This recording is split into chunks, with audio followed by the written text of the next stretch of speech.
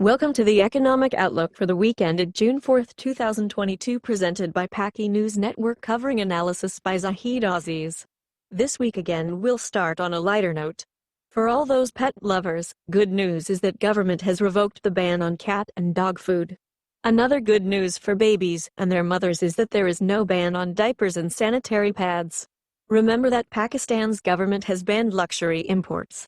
Well, it seems like there's only bad news for Pakistanis for quite some time. We will once again start with macroeconomic outlook of Pakistan. State bank reserves have fallen to $10.1 billion. Seems like it's on a constant decline. Bad news from State Bank is that interest rate has increased to 13.75%. And one last bad news from State Bank is that all vehicles above 1000 cc horsepower will only be leased with a 3 years period, and up to 1000 cc vehicles for a period of 5 years instead of 7 years. Too bad for auto lovers. It's the budget season in Pakistan, and government is all set to present a 13 trillion Pak rupees budget on June 10, 2022. 700 billion rupees are allocated for development and 1.58 trillion for defense. To cover the deficit, Pakistan would need a hefty amount of $36 billion.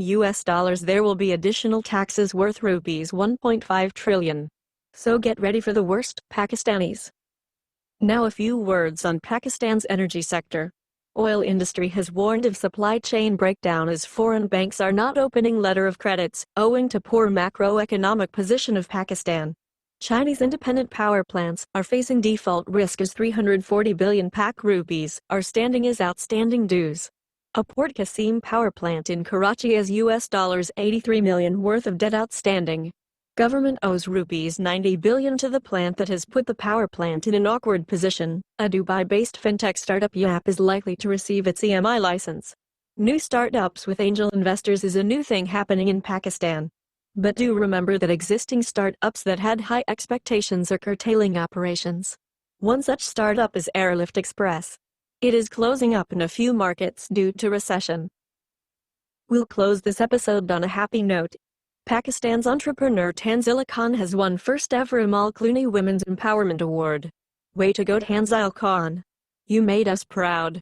4 Pakistanis have made it to Forbes Under 30 list for 2022. These include Duri Aziz Amna, Zain Ahmed, Saad and Shawana Shah. We thank these youngsters for making us proud.